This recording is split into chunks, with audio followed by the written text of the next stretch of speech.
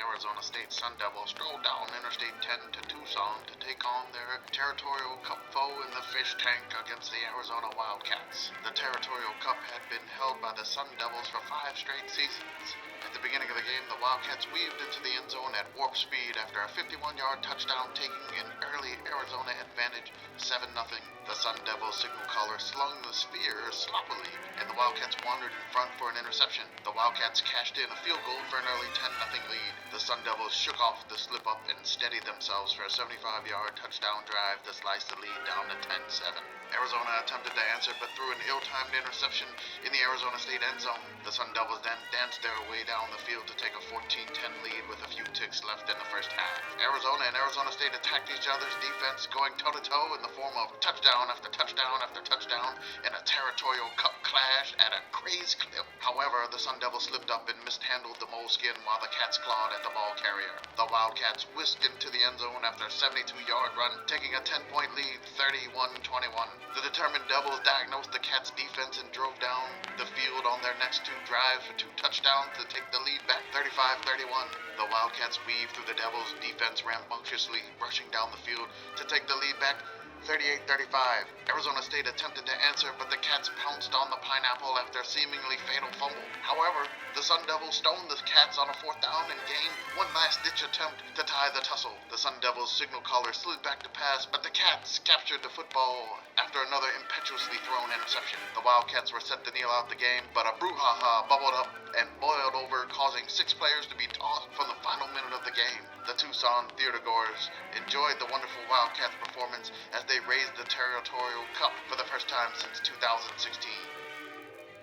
Welcome, everyone, to the Sickos Committee podcast. This is our recap week 13. This time it is Jordan who is leading this podcast. I thank Pit Girl and everyone else for standing by in my stead last Tuesday. I was trying to record from outside my house, and it turns out my Wi-Fi, it was not as good as I thought it was. I tried to load it a couple times. I said some very choice words, and then we put out the call for help. Beth showed up. It was great. The episode was delightful. Oh, by the way, when I said lightly edited, I meant lightly edited. Did you notice that? Yeah. It definitely felt like it was Sickos Committee podcast uncut or unplugged. Yep. There was not any. I can't remember if any part was edited at all. Honestly, I listened to it at like 3 times speed. I usually edit it 2 times speed. I listened to it at 3 times speed just to trim out some of like the longer silences. But I didn't do my usual pass because I was in the middle of like prepping for Thanksgiving too. And so it was just this rolling set of disasters. It was hilarious. Now it's hilarious. It was not hilarious. It's very clear. It was not hilarious at the time. Right now, I'm laughing. Right now, it's good. So with me tonight, as always, I have the Commish and I have our special West Virginia Representative Beth. Beth, how was your weekend? How was Thanksgiving? So my Thanksgiving happened on Thursday, on Friday, and on Saturday. It was kind of a rolling Thanksgiving avalanche. We Gotcha. had about 20 people at my house. Jesus from, Christ. like Wednesday afternoon on. I'm kind of in a fugue state. There were toddlers. There were so many toddlers. Just so many. How many of the crock pots did you use? 6. So if you guys don't know this about Beth, and I don't think we've I'd ever made imagine fun you of her, don't. and you don't, you probably don't, because I've never mentioned it on here before. Beth has a collection of crock pots. We'll say a dozen? 9. 9. Okay, only 9. So you were using 6 out of 9. That's way better usage than I get out of my 1, I think. My kitchen has a whole lot of things that most people don't have. I have 8 coffee percolators. Wait, have- time out. Percolators? Yes. Like the glass percolators. Are you making coffee in the 1940s? Like, what? I didn't know those existed anymore. Yeah, no, they do. I have the old-fashioned funnel potato ricers? Yeah. 6 of them. So I guess if a restaurant ever breaks out or I need to suddenly be a 50s diner, I have it absolutely on lockdown. This will not be a problem at all. The fun fact, I don't drink caffeine at all. That's right. What kind of power does your kitchen have that you can put 6 crock pots on and not trip every breaker in your house? So the kitchen or what breakers are you like putting pennies in to, to stop them from tripping? The kitchen has 4 breakers just by itself. And then the dining room has another 2. This house is kind of a marvel. But yeah, if you ever need somebody to host dinner for 100 to 150, I definitely have the stuff to do it. My wife and I used to host a grilled cheese sandwich party. We need to do it again. Mhm. Where our like we would have we'd buy breads, we'd buy all sorts of toppings, whatever, and we'd have like a couple of like planchas or griddle panini presses, and we always had to be careful because we put too many in the same breaker, like it would go. Mhm. Like 6 crock pots would make my kitchen melt. Like all Oh, those no, little of GFCI like pop pop pop every time. No, this is not a problem here. I have never managed to pop any. Well, the breaker on the oven is a little dodgy. It tends to sort of pop itself occasionally. I haven't had any other breaker problems in the kitchen ever. Well, And I didn't have the 5-gallon roaster going this time, so. Commish, how was your Thanksgiving? It was a good time. I had some fun experimenting with turkey. I actually smoked the turkey. I did it a little bit different than what I've usually done. So I used a different brine, a different method to smoke the turkey. I didn't put it directly on the grill this time. I used one of those like roasting pans in the situation while I was using the outdoor smoker. So it came out amazing, like incredibly juicy. The turkey was just so juicy. I started cutting it on the cutting board that I have, and I have lips around the cutting board. Mm-hmm. As I'm cutting it, like the juices of the turkey just overflowing the cutting board, and all of a sudden it starts overflowing the island where I'm trying to cut the turkey. I'm like, I have never made a turkey this juicy before. It sounds like a humble brag, but it turned into a problem quickly. So I'm only on like one side of the turkey breast, cutting the breast, and juices are just overflowing all over the top of my shoes, like right down the island. Onto we had to. I didn't even finish cutting or carving the turkey on the island in this case until we had to mop twice. I had to take off my shoes after I was done. Just juice everywhere. Oh The my turkey. gosh. The turkey was phenomenal. So I did like this Cajun style brine. I got it nice. I had a nice seasoning on the outside of it, and then I threw in some Tony Chachere's injectable butter, and which was probably a lot of the juiciness was some of that injectable butter. Which This sounds like something I need to know about. oh yeah, definitely you need to get some of this Tony Chachere's injectable butter. This is not an ad. Tony Chachere's is a lifestyle. Yeah. Again, This, however, is an ad for the official Sickos Committee turkey moat, which the Commish has just unknowingly invented. So, TM. I just want to throw in after talking about how everything was so juicy and so moist and how it was so moist you needed a mop, I just want to throw in ladies. Okay, now I'm good. Well, I mean, I did pass up on Beth talking about using 6 of her 9 crock pots, which was very nice. So yeah, that was nice. I skipped that one, but if you're gonna go there, I'm gonna go there too. Go for it. My biggest win was I called an audible on how I was gonna cook the turkey the day of, which is always a good sign. I got up in the morning and I was like, I really don't want to roast this whole bird and make it take, because I had the roasting pan, I had it set, the timer set, I had everything. It's like, I'm not gonna do this. You know what I'm gonna do?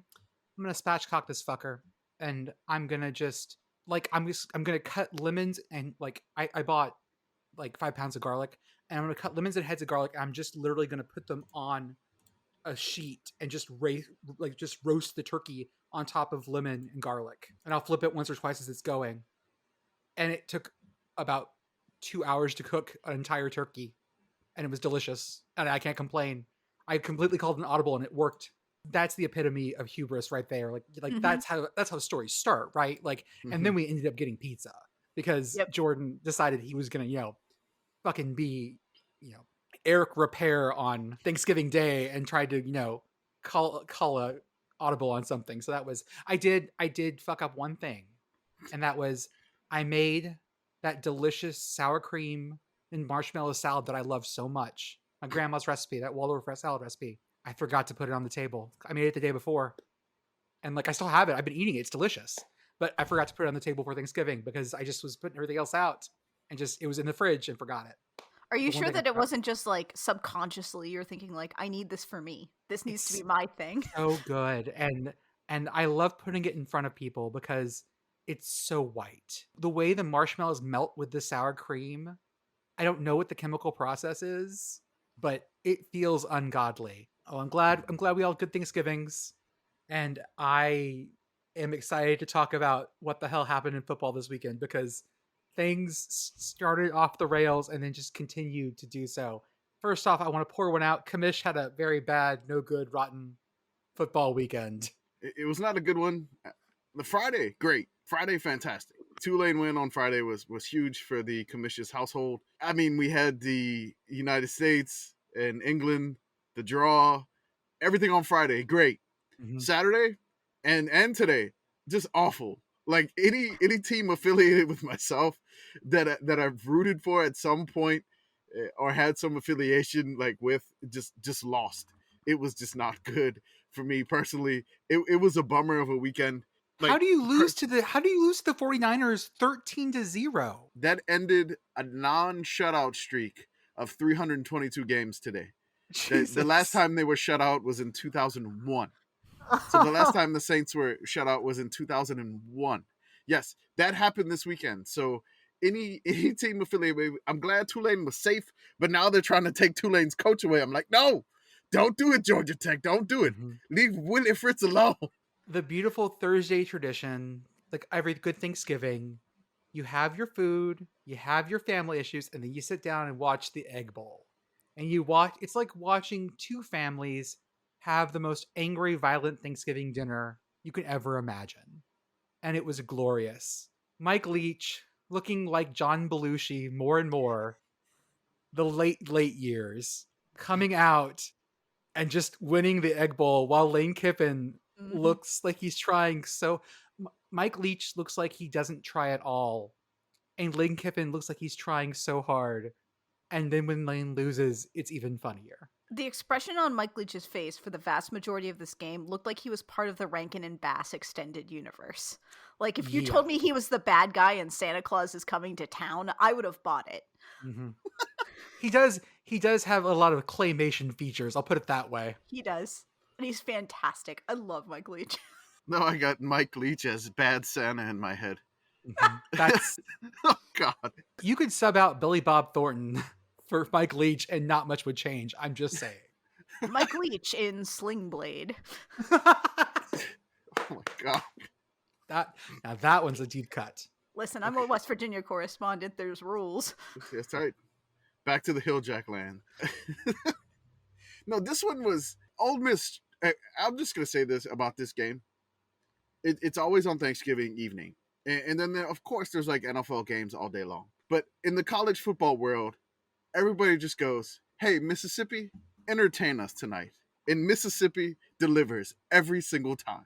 Mm-hmm. The entire state of Mississippi. I know Southern Miss is just, in the corner or whatever, just watching, not participating in this situation. Ole Miss and Mississippi State, they deliver. It's amazing. Every year they deliver. It's fantastic.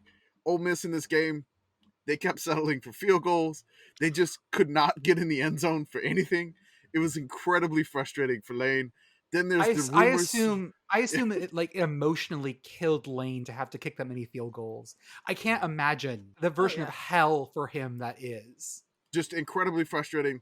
I think his son got to shoot off like a fire extinguisher or something in the game too. Yeah. Yes.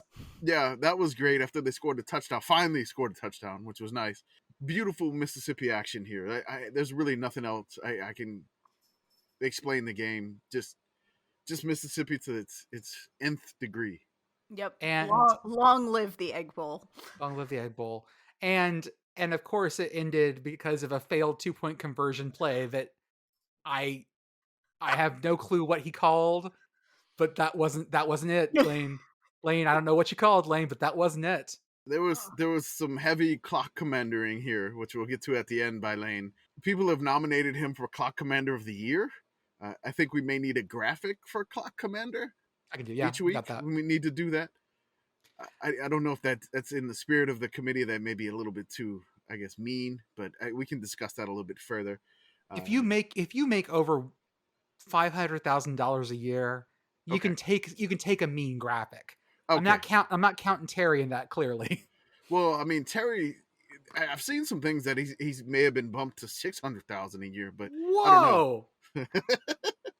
Whoa! He's still the lowest paid coach, tied with another coach I saw, but I can't remember. I think it was Ball State's coach, or no, Bowling Green, Scott Loeffler. After the game and Ole Miss lost in that fashion, there was Twitter search where the Ole Miss fans started tweeting, "Auburn can have him," because the rumors of him going to Auburn, being the next Auburn head coach, which it doesn't appear to be at this point, but I'm not closing the door on this yet. I'm closing the door on Auburn. He did Oh. the Lincoln Riley thing where he said, like, I'm not taking the Auburn job. Like, he said specifically, because remember, Lincoln said, I'm not taking the LSU job. He did not take the LSU job. He went to Accurate. California. So the specificity was great. Also, again, Lane has the heart of a shit poster, and that's why I love him so much. I think as millennial shit posters, all three of us, we see that in ourselves, and it makes us very happy, because no coach does it like Lane does. You know, Lane, someone had posted, "Oh, breaking, Lane Kiffin going to Auburn," and Lane's just like shit posting back all sorts of stuff that, like, breaking, this journalist no longer is working here anymore. Ha ha ha. Whatever. Like, it was great. And of course, Mississippi State uses that format as their victory post, which was perfect. Again, Mississippi, thank you so much for this. As Godfrey says, everything is Mississippi. On Thanksgiving night, everyone is from Mississippi, and we definitely enjoyed the Egg Bowl. Tulane beats Cincinnati and punches their ticket to the American title game. Tulane, you've had such a great year. So happy for you. This was a great game as well. It was pretty back and forth, which it should have been, because both these teams were pretty good. And Tulane just stood their ground and said, nope. I'm so happy that Tulane won this. This is the first time they've been in a conference championship game. I think 1960s. I think. I don't know that there were conference championship games. Conference championship. Sorry, they won a conference championship. Was 1998. They won Conference USA back then in '98. But yeah, this is the first time they've, I guess, been up for a conference championship. They haven't won one since 1998 would be the year. Yeah, but before that, again, I think I got it confused because this was the first time that they beat a ranked AP top 25 team. That was a 61 game losing streak snap. It was a long one. From 1984. Mm-hmm. It was the first time in 13,927 days that Tulane beat a team ranked in the AP top 25. I also love a conference championship game that moves around. Yeah, I agree with you there. I like. Sorry, I like that. Cat jumping on the keyboard. Oh, it happens. By the way, do you know who that ranked team they beat in '84 was? No idea. That was number 19 Vanderbilt. So it was a different time then. It was a different, weird time. Shout out to Valentino Ambrosio, by the way. Valentino Ambrosio was the kicker for Rutgers last year. Last year, and, yes. And we like really got into him because that's a really fucking Italian name. And he's a fun dude and all this stuff. And then he just happened to go to Tulane. We have our picture of the green wave with the pinched Italian fingers. And he's retweeting us. Hell yeah. Thank you, Valentino. Thank you so much. That was awesome. I was like, when Valentino Ambrosio makes a long field goal for Tulane. Yes. Yeah, beautiful. Grazie, Valentino. Grazie. Surprisingly, not from Australia. Not an Australian kicker. Just thought I'd throw that in there. An Italian kicker. That's amazing. He's a kicker, not a punter. So that's right. A little bit different there. What's the nationality of kickers we're gonna find? Because we're getting punters from Australia, but not kickers. Are we gonna have Balkan kickers? I just want them to all be from New Jersey. Okay, that's what it is. It's like, no, they're not from they're not like from Croatia or anything. They're just from like somewhere between, like, there's 6 exits on the turnpike, and they're all from there. I don't know why. Yeah, they just wander out of the Pine Barrens like the Jersey Devil. It's wild. Our game of the week was the Territorial Cup, the Tea Cup. Beth's tea set. Yes, it's the oldest trophy in college football known to man, I guess. So yeah, known to man. Like they fucking carbon dated it and unearthed it. That's right. They know it's the oldest one because it appeared in the 3rd Indiana Jones movie. Yeah, it's the Chalice of a Carpenter. Hey! This game was, first off, really early in the day. It was was like like a noon on yeah. Friday. Yeah. I can't imagine, especially this game, which has had some weird history lately. I seem to remember a 70-7 game that was an absolute massacre. That may have been the COVID year, I think. This year, however, this game was just a lot of fun.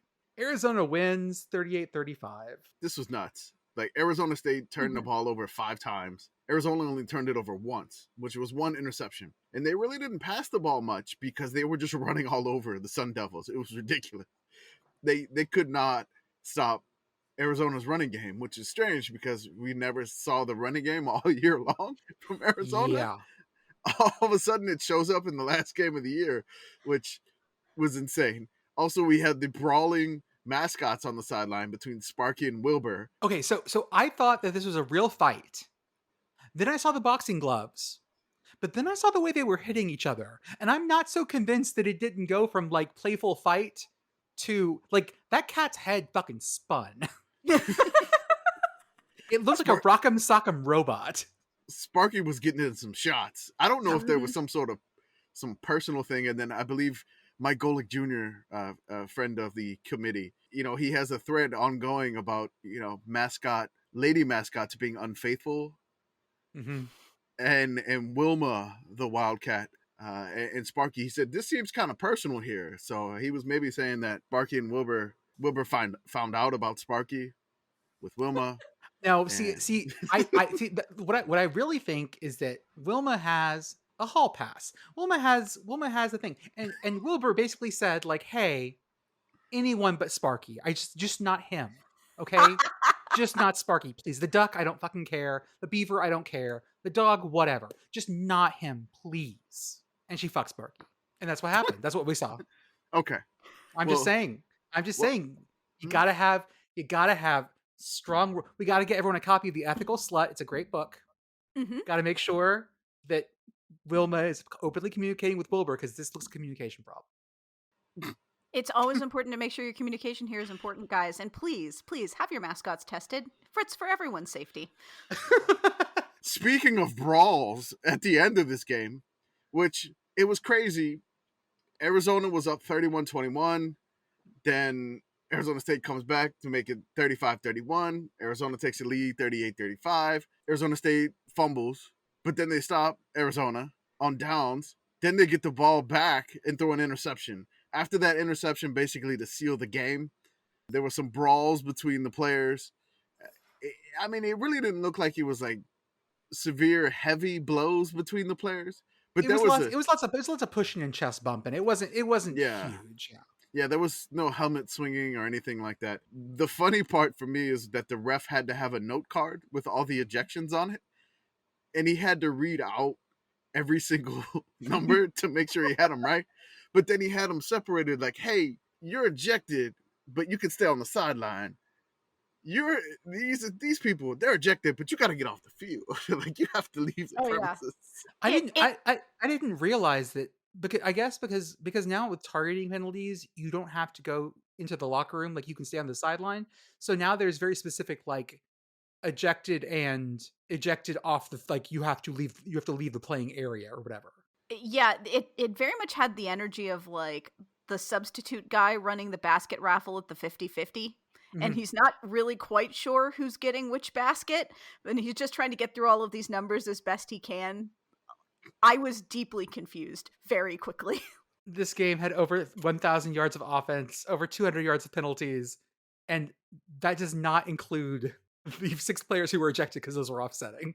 I feel like, again, this was you people wanted the Egg Bowl as the Sickos game of the week, which I understand it was number 2, but I feel like this one did just enough to get by and earn the number 1 ranking here. And the on-field performance, a lot more points, a lot more yards, boxing mascots, brawling players. Yeah. I think it won this one. It was close, but I think it won this week. We called it right. It was close. And the oldest tea set in history. That's right. The Grandma oldest. brought out the fine china. That's right. There's a lot of grandma in college football this week. There was a lot of things that you would see on a shelf, and the shelf itself. Yes. That's right. We'll go on to North Carolina State 30, UNC 27. UNC misses a field goal in second overtime to lose. It was actually a pretty close game. Both teams played basically right at each other.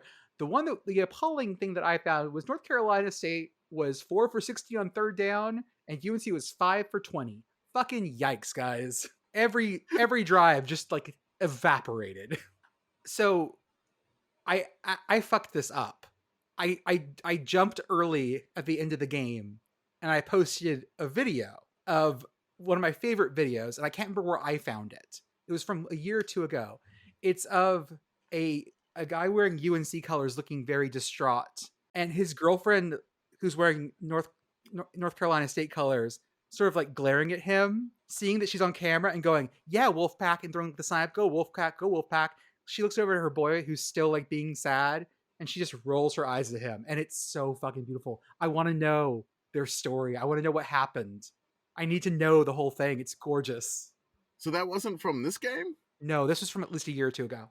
Oh, okay. So like people were picking it up and quote tweeting it, and they were thinking it was this game because it was a game that was in North Carolina, so it fit the setting. It must have been 2 years ago then. May have been 2 years ago then. So that, 2 or 4, depending on who knows really. Yeah, I was like, where did this video come from?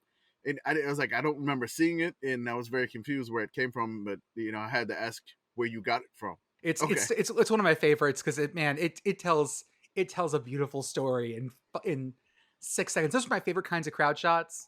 The kinds of crowd shots that tell like a whole fucking tale in 6 seconds. The whole dynamic. You can tell people's relationships. You can see things falling apart in real time. Oh, it's beautiful. That relationship either ended that night or they are absolutely married by now. Right. There's no other way that goes. Like that was either the end or that was like you have passed the point of no return. Let's go to the Big Ten West. Nebraska 24, Iowa 17. Congrats, Nebraska. You found it. And the best part was one of those games, Nebraska scored 24 points and then stopped. They hit their max. And Nebraska fans are panicking because the game was in control, and then it starts evaporating. Slowly melting away. Oh, the Cornhuskers, nobody was pleased with anything. Iowa couldn't believe what was going on. I honestly couldn't believe what was going on. And it just slowly started to melt away and away and away and away and away.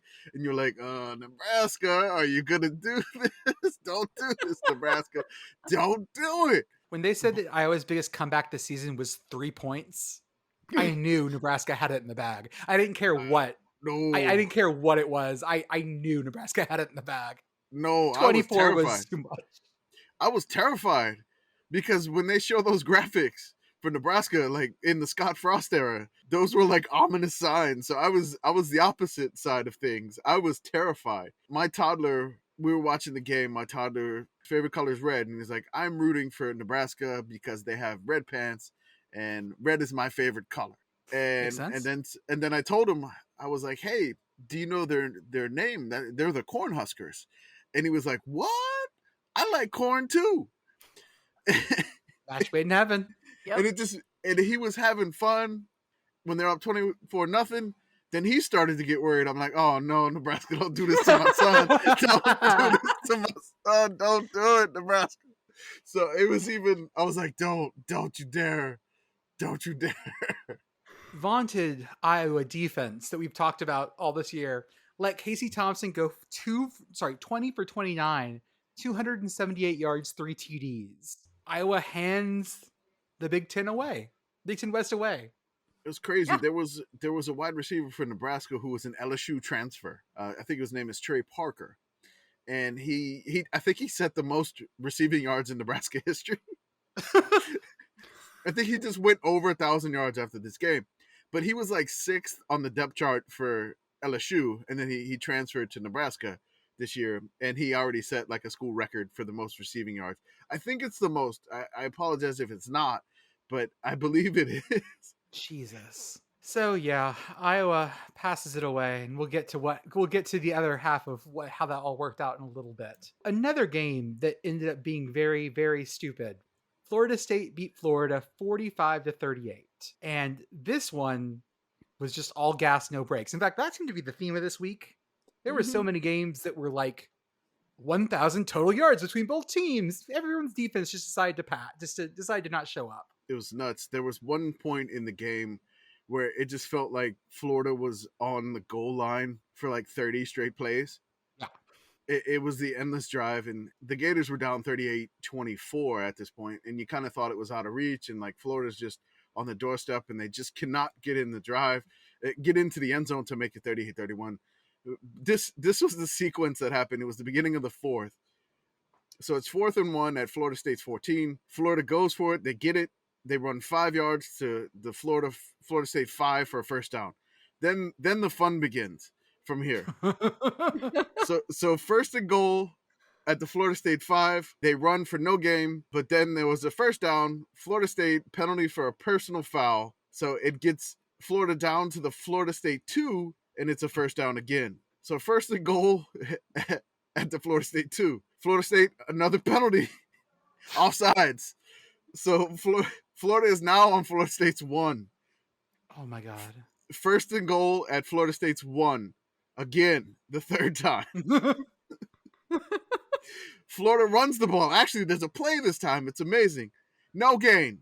Florida State still at the Florida State 1. 2nd and goal. Florida State 1 here. Anthony Richardson pass incomplete. So now it is 3rd and goal at the Florida State 1. Florida got a penalty for illegal formation, back 5 yards to now they're at the Florida State 5. So 3rd and goal at the Florida State 5. I'm sorry, 3rd and goal at the Florida State 6. My apologies. The math was wrong there. So here we go. 3rd and goal at the Florida State 6. Anthony Richard pass incomplete. Penalty Florida State, pass interference, no play. First down Florida, puts the ball on Florida State's 2-yard line. Jesus. 1st and goal back at Florida State's 2-yard line. Florida runs the ball 1 yard to get to the Florida State 1-yard line. 2nd and goal at the Florida State 1. Finally, Florida touchdown, 1-yard run, and they make the kick to make it 38-31. That was the most exhausting set of downs that I've seen this year. It felt like an eternity. It was like 2.5 minutes a clock, which meant that in real time, it was like 30 minutes. Yes. It felt like it was just forever. It was just insane. 2.5 minutes to go 14 yards. That's incredible. Yep. That is plate tectonics football at its finest. Navy would be proud of that drive, Florida. Florida State scored the go-ahead TD with 4 minutes left, and then Florida just had nothing left in the tank. It was pretty clear that they had nothing left at that point, and they just sort of let it go. Florida's still 6-6. They're still going to a bowl. Florida State looks real good. We don't need to talk a bunch about Michigan 45, Ohio State 23, because that's what other podcasts do. Mm-hmm.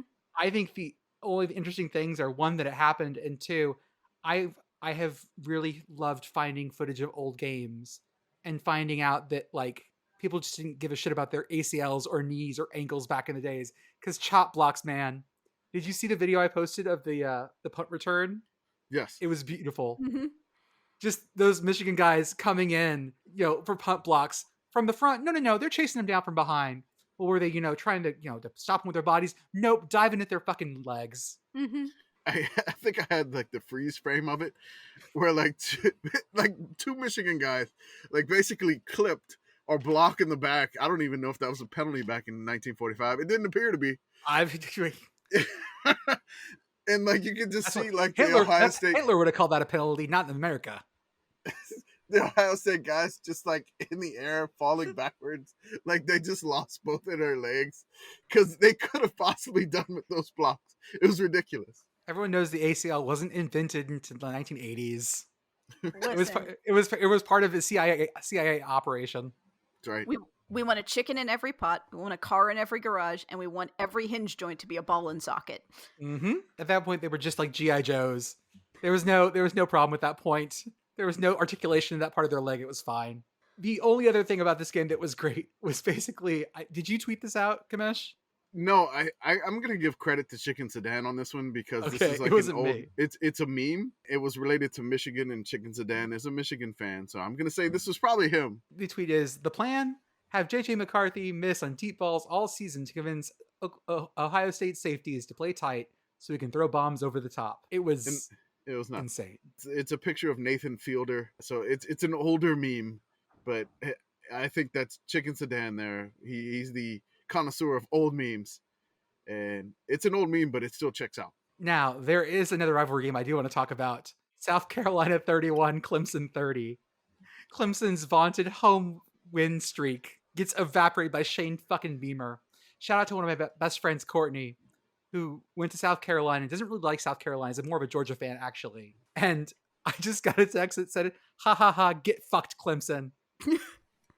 because she doesn't care much about college football, but like any good person who goes to any of these schools, she hates Clemson with every fiber of her being. She has stories of being in South Carolina band and having to be like pulled out of fist fights with Clemson fans in the stands because she would just fucking go. She's a clarinet player. She's fucking vicious. Oh yeah, don't mess with clarinet players. She's fucking vicious. They got Beamer buttled, y'all. I had no clue about this. Don't mess with clarinet players, but Clemson got too cute. That's a weird thing to say. Yeah. The fucking like punt return. They took the punt return and they all huddled up and they tried to play like hide the egg. No, and so South Carolina. What was it? Go. Okay, so Clemson got a safety in the situation. Oh, it was a free kick. It was a free kick. Okay, so it was a free kick. Was. So it looked like a punt return. It's okay. People may yell at us for not being accurate or we make typos. It doesn't matter. So Clemson, they get the free kick and then they do the muddle huddle, which is, I don't know, sometimes you do it from like center, and you snap the ball, or sometimes you do like something like a swinging gate on like an extra point or something like this. But this is a special teams version of the muddle huddle. Basically, you just have like 5 guys like come together and then they all go the different directions. Like this, seriously, this is like a play from the Little Giants. Like the shell game. The movie, The Little Giants. This is like, I swear. So they try that, and everybody in South Carolina stays home. Like they were disciplined. Like they weren't fooled by this move at all. They were not playing at all. They were not playing. And then the one guy made the tackle and forced a fumble, and South Carolina got the ball back. And then they were able to just basically almost erase the safety immediately. It was crazy. I couldn't tell if he was trying to lateral it or if the ball just came out, because it flew in the air high enough. It looked like he was trying to lateral it, which would have been an even stupider move. Which is why I don't think it was that. No, he got poked from behind, and as he was going forward, it got poked out from behind, and then like his arm like pushed it, looking like a lateral. But yeah, it was a total fumble. It was crazy. Also, at some point in the future, in the offseason, we'll have a conversation about the movie Little Giants and how the character of Icebox definitely influenced my taste in women for like decades to come. Are we gonna have some therapy on Icebox? Okay. Me and Rugby Girls, like that definitely became a thing, and I think I've traced it back to that movie. Okay. I am extremely grateful to that to the play though, because like when the ball comes out at the end, the person who I was watching with, who was a little bit older, was like, "Is that what a yeet is?" And I'm like, Yep. "Yes, that's what a yeet is." Yep. That ball got fucking yeeted. It did. Fumbles are great, but like there's certain fumbles that are just extremely comical, and that's one of those. Yeah. Like the ones where they get punched out and they fly super high in the air. It was kind of like one of those. But it got punched out and like flew a completely different direction than the runner was running. It's so great. I love those so much. That it's very much like the basketball missed dunk that goes flying into the stratosphere. I love it every time it happens. Mr. Rattler looked human again. 25 for 39, 3 TDs, 2 interceptions. Like that's what we feel about Spencer Rattler. That feels correct. Let's talk about what Clemson did. Clemson had basically a whole quarter to come back and score 1 point. It was 31-30. After South Carolina went up, Clemson went 3 and out. They had 2 plays and threw an interception. They had 5 plays for 20 yards and then punted. And then they fumbled a South Carolina punt with 2 minutes left to seal the game. It just came apart in the most hilarious way. The only other thing I want to say about this is I adored the tweet with like the tiger trying to break into a hen house and finding a rooster in there. As a farm kind of person, we get roosters because of what they do when a tiger tries to get into a hen house. My money is not on the tiger in that scenario, ever. Like, that is someone who's never encountered a rooster that's trying to defend its place. Like, Mm-hmm. It is the funniest image imaginable. Like I sent it to my one cousin who looked at it and was like, "Oh no, that's not good for that kitty at all." Let's talk about the most surprising game of the day. New The best Mexico game of the State. day. Best game of the day. New The best game Mexico of the State day. 49, Liberty 14. Get fucked, Hugh Freeze. This is hilarious. New Mexico State's quarterback, Diego Pavia, absolutely just... The best thing about college sports is at some schools, you don't have to have a great season. You just have to have one game. And if you have one transcendent game, it's all that matters. And Diego Pavia had his. 3 rushing TDs, ran for 130 yards, and passed for 213 and 3 more TDs. 6 touchdowns. It was amazing. So, like, after the Kiffin rumors, like, kind of died down after the Egg Bowl, then they said Auburn is going to hire Hugh Freeze, which it apparently may have not happened, but I don't know if this distracted Liberty at all. If it did, I don't care, because I'm happy New Mexico State won. Really, honestly. Oh, yeah. I mean, again, hey, I would be a New Mexico State homer.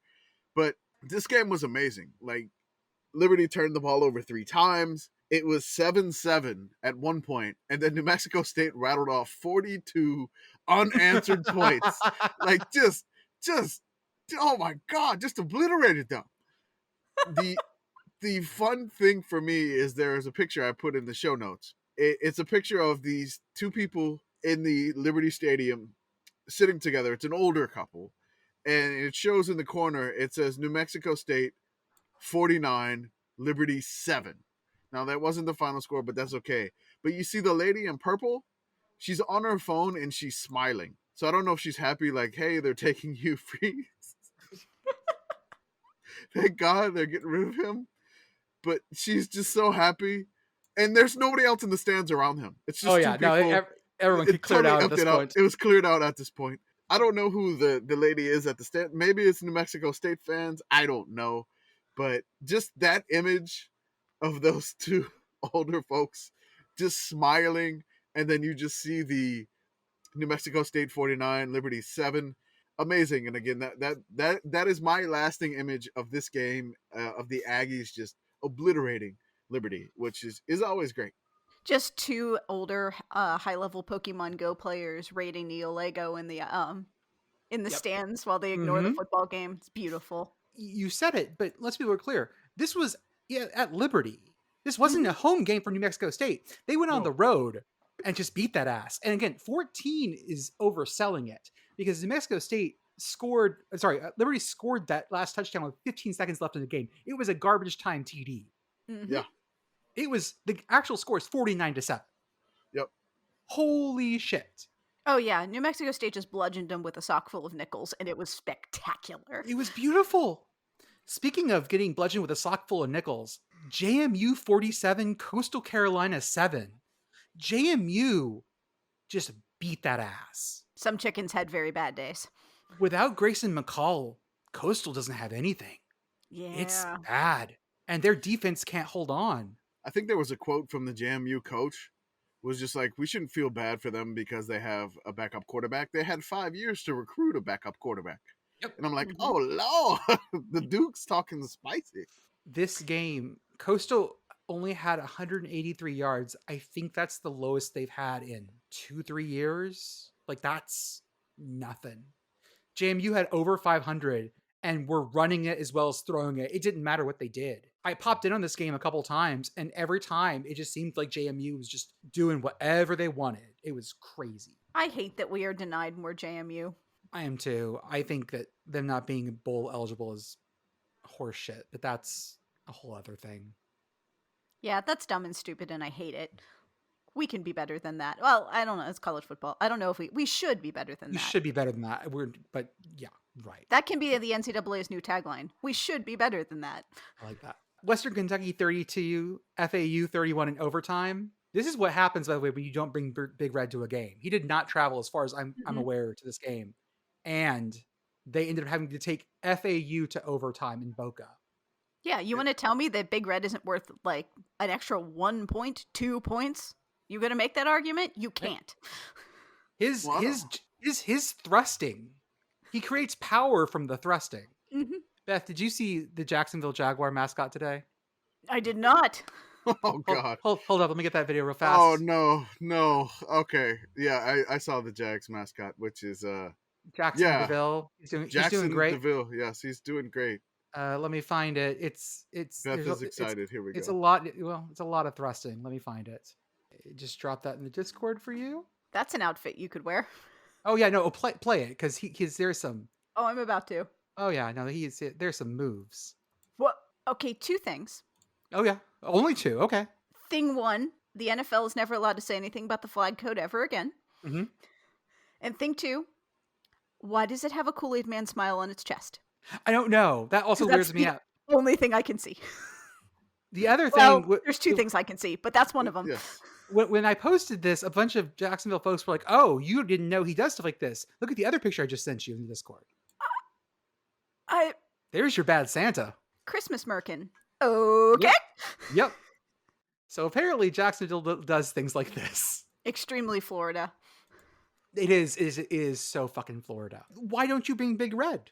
Big Red could do this. Actually, putting clothing on Big Red implies that he's not wearing clothing all the time, and that brings so many problems. It's like Porky Pig having a shirt. It creates more questions than it answers. I don't want to know. So we have this mascot who only wears, we'll call them pants. We'll be generous. Yeah. And then we have a number of mascots, the duck and a few others that like are shirt only squad. Mm-hmm. I have gotten to the point where I am completely desensitized to shirt only squad. It doesn't bother me at all. I didn't realize how much pants only squad was going to upset me, like on a deep visceral level.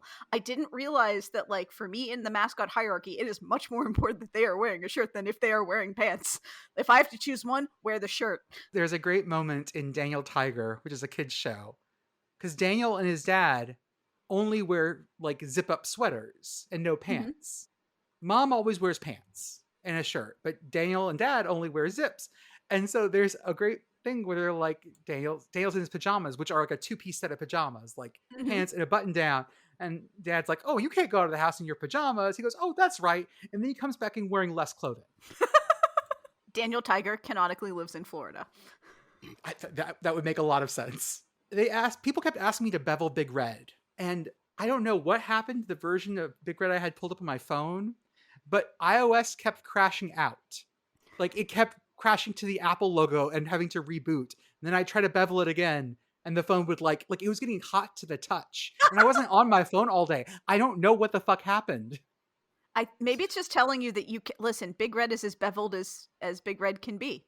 You cannot bevel that mascot any further. It has all of the requisite planes and angles that are possible. Or it's too perfectly spherical. Like, you can't draw lines to bevel. It's like you're taking integrals that don't exist. I took a square root of -1 and like things started getting hot on my phone. It was a problem. I now want to like do like a Big Red crossover into the book Flatland. I'm not sure what will happen. There's your deepest cut of the day. That is a really good cut. Moving on to some action. Akron 44, Northern Illinois 12. I'm only going to shout this one out because Akron closed my conference circle for me. That was friend of the pod, legend of the pod, Jeff Undercuffler Jr. The Undercuffler. Which I think we decided was the backup to the Onceler in the Lorax. The Undercuffler. Yes. That sounds right, yes. Akron, who has been really bad, went to NIU and just absolutely beat the crap out of them. NIU fans were so despondent in their mentions. They were unhappy. They were not happy with this. I mean, they won the MAC last year. And then now they're 3-9 and they just got blown out by Akron on the road, I think, right? It was at NIU? It was at NIU, yeah. Oh, it's crazy. Your sacrifice was not in vain, NIU fans. I know. It closed the circle, and that's really what's important. Did you see my American circle I finally closed? Yes. I closed it, but I had to go through the MIAC and through a bunch of other shit too, and through three FCS playoff teams to get back. It's like there and back again, the American tale.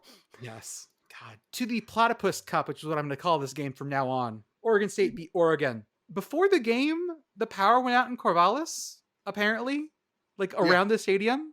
And then they just sort of like got power back to the stadium. They referenced it a couple times in the broadcast, and the broadcasters looked like they were crammed into not the usual booth in Corvallis, but that stadium also has a bunch of construction around it too, so who knows what happened.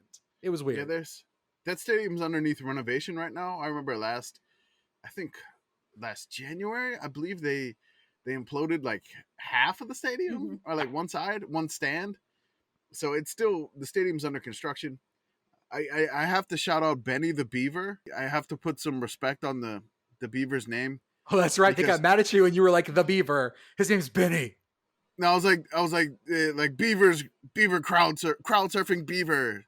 And like, just doing it because, people find it funny when you just say the word beaver, even though it's associated with Oregon State. That's fun. It's funny. Yeah. It's like, oh, listen, Pennsylvania is like the locus point of beaver jokes. We have Beaver County. We have Big Beaver. We have Beaver Falls. Oh, Beaver Stadium. Oh, yeah. Beaver Stadium. You have a stadium for beavers. That's right. We sure do. You sure do. Yep. I tweet that. Shout out to Big Beaver. I tweet that. Shout out Big Beaver. I tweet that. And one guy gets in the message, he's like, put some respect on Benny the Beaver's name. And then so I reply back to it and put like an asterisk, puts respect on Benny the Beaver's name, and then put another asterisk. Like, I'm like, here, I am not disrespecting the mascot. I just said the beaver thing just for stupid engagement. I know Benny the Beaver's name. Gun to my head, I'm not sure that I could have told you what his name was. Oh, I actually don't think I knew that. I know Benny. And Puddles the duck. Yes. That one's going to get the engagement right there. There you go. Now I angered the Duck fans, so I angered the Beaver fans, and then now I angered the Duck fans. All right. The Duck fans should be pissed off by the fact that Oregon State came back from a 17-point deficit without passing the ball once. They should take their energy and put the anger towards that. I can't believe I had this game on the entire time, and I still don't believe what I saw in this game. Like, I just don't understand how this happened. We knew that Oregon State was good. Like, they're not a bad team. They've never been a bad team this year. They've always been feisty. But to just decide to run smash mouth at Oregon, and it's the old Steve Spurrier thing of like, well, we're going to keep running it until they fucking stop us. And they didn't. Nope. No idea how this happened. It was just, I mean, the Beavers just brutalized the Ducks. It was crazy. And you're down 17. You think that, they got to pass. No. Nope. Oregon State was just like, no, we're going to run the ball, and then we're going to run the ball, and we're going to run the ball again and again and again and again, and you're not going to stop us. And they didn't. Mm-hmm. And you look at that and you go, well, Oregon probably had a bunch of turnovers. Nope. Oregon State had 3. Well, Oregon did have some special team snafus. I'll say that. They did. So they did have the one weird one where the punter dropped the ball at like the 3-yard line, and then Oregon State got a quick TD off of that, and then they kicked off, and then the Oregon returner was like, "Hey, I'm just gonna let the ball bounce. It's gonna bounce into the end zone." And it bounced. It bounced at like the 1 and just bounced straight up. Like, it didn't even go backwards at all. And then so the Oregon returner's like, what am I supposed to do? He tries to catch the ball. He catches it, and he gets like a 4-yard return to like the 5. So there was some special team snafus. There wasn't turnovers. But, oh, God, did special teams. That's that hidden yardage that you don't see in these yards. Remember, offensive yards are a shit stat. So you shouldn't pay attention to the fact that Oregon had 470 yards to Oregon State's 328. That's the Kirk Ferentz philosophy right there. Well, let's talk about the Big Ten West winner, Purdue. Purdue 30, Indiana 16. They win the Old Oaken Cup Barrel container thing. I can't remember what it's called. It's the Old Oaken Barrel. It's the Old Oaken Bucket. Beth read the poem. That's right. Oh, that's right. And I found, because I found it. I found like the song. There's sheet music to it too. Yep. Yeah, there sure is. We got it. We'll pull that out. We'll do that. That'll be fun. Absolutely. It'll be the Old Oaken Bucket, and that'll be our finally we'll get some music for the podcast, and it'll just be the Old Oaken Bucket music. Someone bought me an old book of like college fight songs from like 1910. And it has like all the fight songs from like all the schools with all the words you can't say anymore. Mm-hmm. And so with some edits, we could probably do that too. I got this, Jordan. Oh, you got a jaw harp, yes. What is that? The jaw harp. It's a jaw harp. Oh, okay. Sorry, podcast. Yeah. Uh-huh. Oh God. Oh, Yeah, it's awesome. like, okay, I had no idea what the name of that instrument was, but yeah, Li- it makes that sound. That's great. There's like 4 names Listeners, for it. yeah, it's the Ozark harp, it's the jaw harp, it's the Jews harp, which is, it doesn't actually have anything to do with the Jewish people. Nobody knows where that name came Yeah. from. It's technically a lamellophone, which is a vibrating metal plate instrument. I record from in my music room, so I have an organ right there, I have a piano behind me, I have half a dozen brass instruments, easily a dozen woodwind instruments. I have all kinds of stuff in here. It just so happens that I keep the jaw harp like right next to where I record. What she's saying is that's a threat, guys. Or a promise, you know. I will say that this does mean that Purdue is going to play Michigan in the Big Ten title game. And all of a sudden, one of the earliest memes I ever made, and I don't even think it was for the Sickos committee, I think it was actually just for the Discord back in the day, was Purdue Pete as Bane Yup. going, "Do you feel in charge?" with like his hand on the back of the guy's neck. And I was like, Mhm. uh-oh, this is what this feels like again. I Purdue Pete is a happy-go-lucky fun guy until you have a number next to your name. And then Purdue Pete gets very angry. Yeah. Did Purdue get ranked? So have their No. powers been? Nope. Okay, They were not not ranked in ranked. All right, so let's hope they're not ranked in the CFP also, There's just to no make way. sure that there's that unranked Purdue. I know they're 8-4, but make sure they're unranked Purdue, because I'm sure all Michigan fans, which they're constantly terrified at all times, they're riding high They're a and they're skittish. terrified. They're a skittish bunch. They're a I don't. skittish bunch. I don't blame them. No, I don't blame them, at but all. they are a skittish bunch. No, No, life teaches us lessons, and they have learned that one. They've learned they never take anything for granted. Believe me, as a Saints fan, I never take anything for granted either. Seriously, oh god, I'm still. It's I don't want to talk about it anymore. So, So also in the Big Ten, Michigan State 16, Penn State 35. All I have to say is they fucking broke the land grant trophy. hey, Mhm. hold on. Allegedly, the land grant trophy said that this part, which was the Spartan part of it, was already Yeah. broken before this. Did you see how they brought it in? Oh, it's great. It was in like a laundry bin covered in towels, and it just the comparison of that to, we just watched the Grey Cup final, and they bring in the Grey Cup, this ancient trophy by ancient, like the ancient tea set of old. They bring it in with 2 Mounties through the stadium, and it's this big Mhm. procession. The land grant trophy, nah, it's in a laundry fucking wagon covered by some towels. Oh, doesn't yeah, get like- wet. This is very much like Screech sneaking into the locker room in Saved by the Bell, is how Yep. you got this thing into the stadium. Mm-hmm. Still one of my favorite trophies. What do you It's want to so bet that at beautiful. the bottom of that laundry bin is a broken Sparty?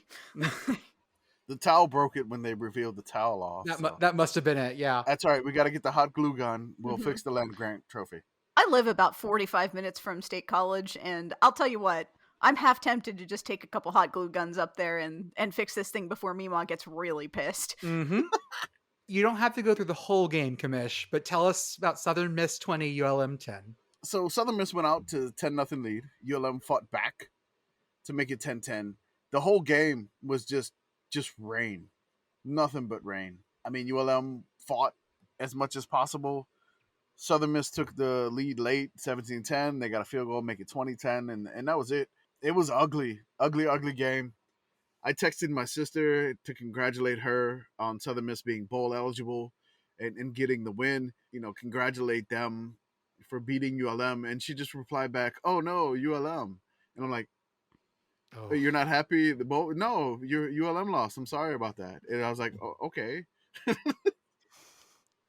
So that threw me off. And that You need a made better me even villain. more You need a sad. better villain in your life. I know. I'm like, she was just like, "Oh no, sorry that you lost." And I'm like, that kind of hurt more. It stung a little bit. Like she took the. I don't like, even think I was- about you.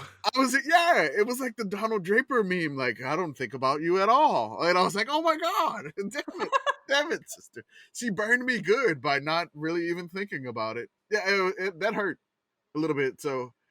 I had a dream, which I think I told you earlier today in the Discord, that Terry Bowden retired and became the ULM AD, and then he named, I don't know who he named as a new head coach, So Sickos committee forecast that Terry Bowden is going to retire because he's 67 in February, and he's going to be the ULM AD. That's a Sickos committee prognostication that will not come true.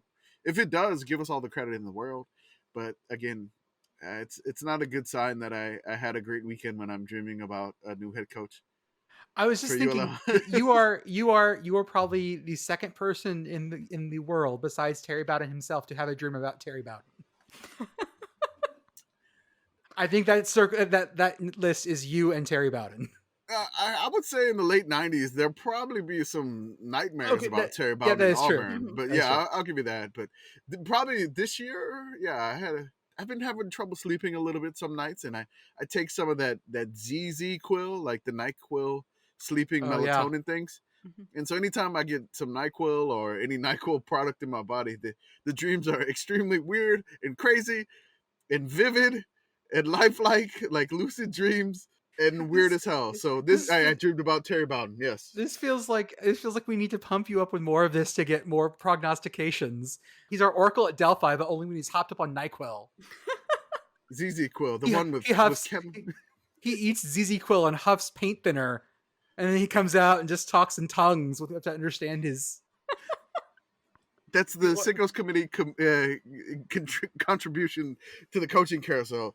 Terry Bowden, athletic director, ULM, because that's still open. Is there a Delphi, Louisiana? Of course, there's a Delhi. There's a Delhi, Louisiana, and it's pronounced Delhi. Delhi. Okay, perfect. Okay, we'll call that close the Oracle of Delhi, Louisiana. The Commish. That's right. There it is. Elevation 89 feet. There is absolutely nothing there. Hey, Commish, Miami's really broken. We're going to go back on this again. Lord. This is the game for like my family connection. Again, my dad's from Pittsburgh. My mom is from Miami.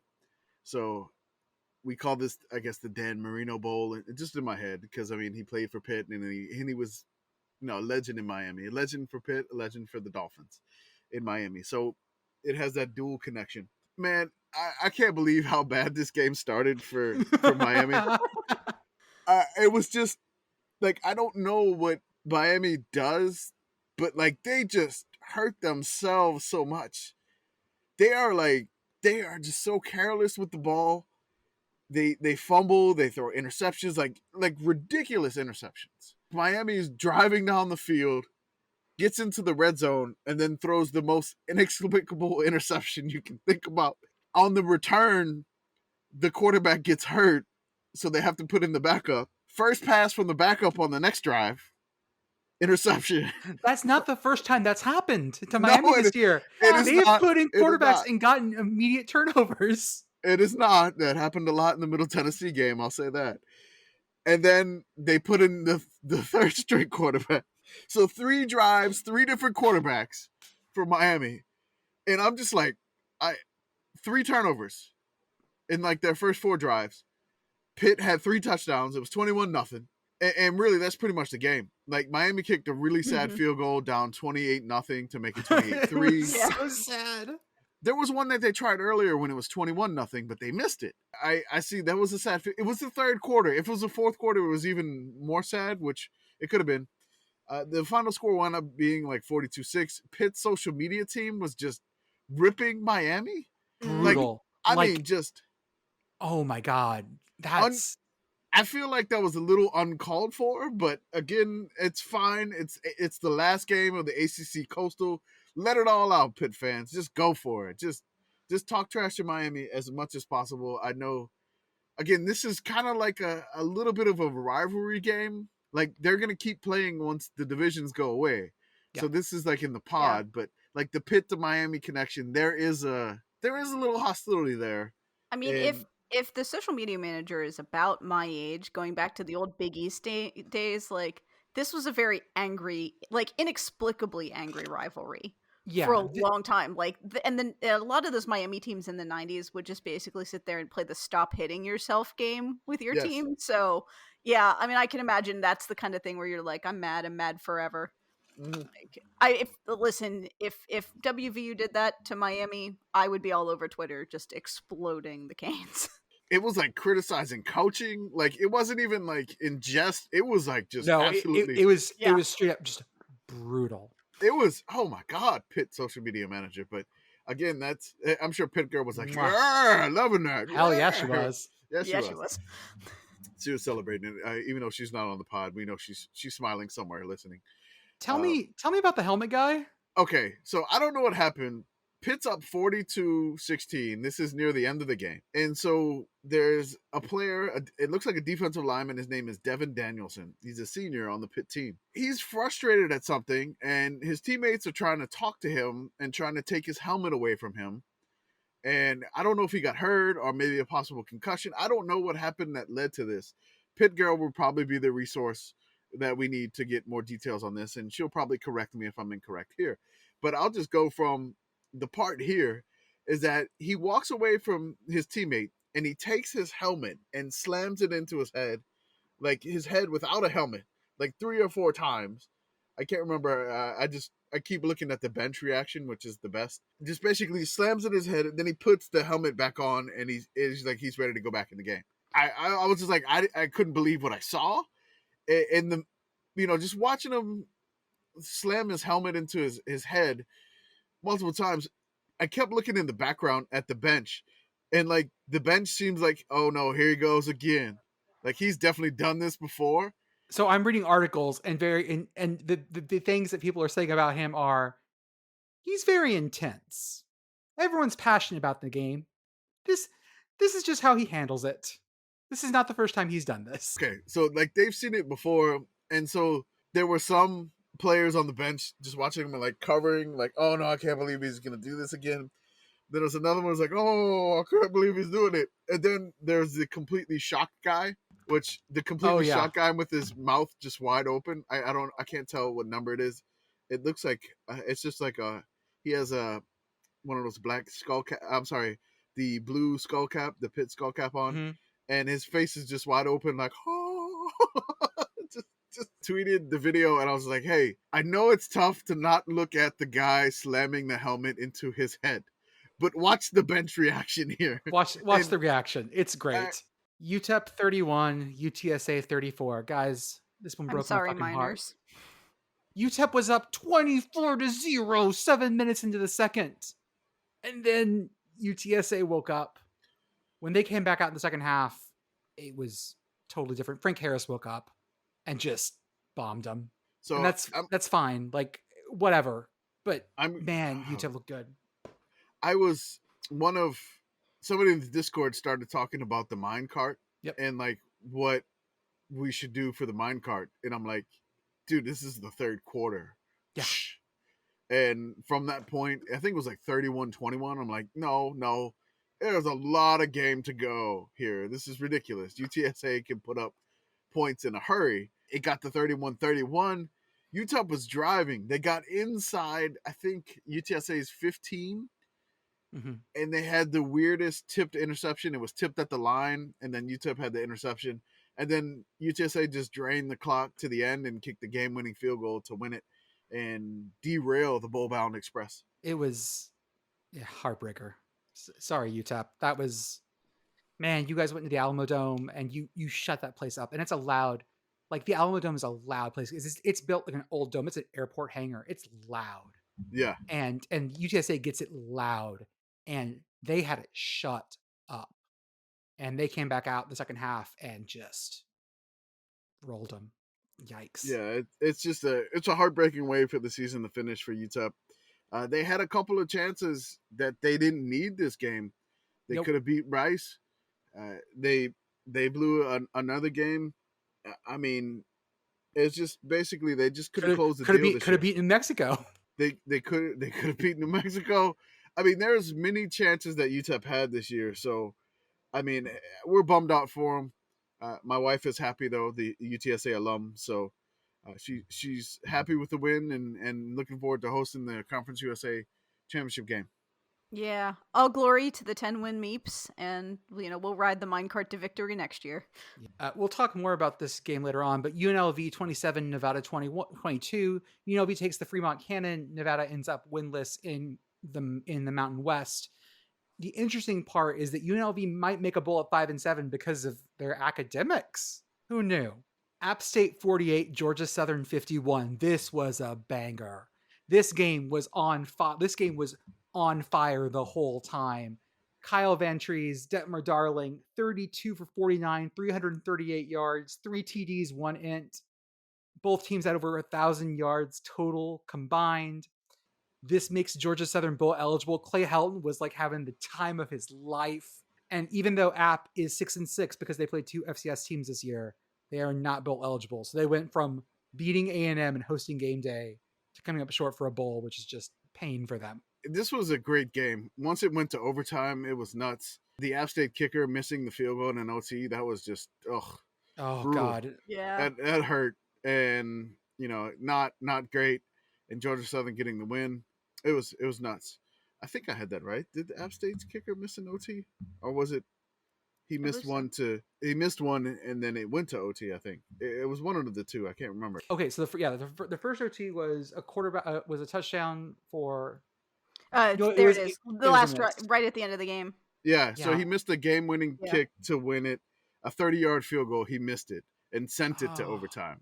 So that hurt for App. I mean, App has had like just an insane year. Like personally, there's just been nothing but like wild games for App, and them missing the 30-yarder to win it at the end. That's a bummer. It went to double overtime. So touchdown. Then App had to settle for a field goal. They make that one, but then Georgia Southern gets the touchdown. 25-yard pass for the touchdown, the longest pass you could possibly throw in OT without losing yards. I didn't watch much of this game. I just watched the second hand. A&M 38, LSU 23. What the fuck happened? So I had watched this game and I kind of saw it coming. Like, this is one of those where A&M had nothing to play for. This was their last game of the year. And then you're going in the College Station after they played horribly against UMass the week before. It was going to be a packed stadium. They're hyping up LSU as possibly the first college football playoff team with 2 losses if they could beat A&M, and then they could beat Georgia after that, which is probably that ain't gonna happen. We didn't think it was going to happen anyway in this situation. And then I kind of knew this was going to happen when like LSU just could not stop A&M, which was weird because I could just tell like A&M's line was firing off the ball and LSU was not getting any penetration on the quarterback at all in the first half. None. Like no pressure on the quarterback whatsoever. And then the one time that they do get pressure, somehow the A&M quarterback like wiggles away and throws a touchdown pass. And you're just like, okay, this is A&M's night. In the second half, LSU tied it 17-17. I'm like, okay, maybe LSU can overcome this. Maybe they can do this. And then the next time LSU gets the ball, scoop and score touchdown for the Aggies, and that was pretty much it. It was just one of those games where it's a speed bump, like it's a pothole you're going to hit. Like it means nothing to the team you're playing against. Yep. They treat it as a bowl game, and they don't like you anyway. Like, I mean, like, the Aggies fans don't like LSU. There's just like, again, this is the de facto rivalry game in the SEC that A&M has replaced.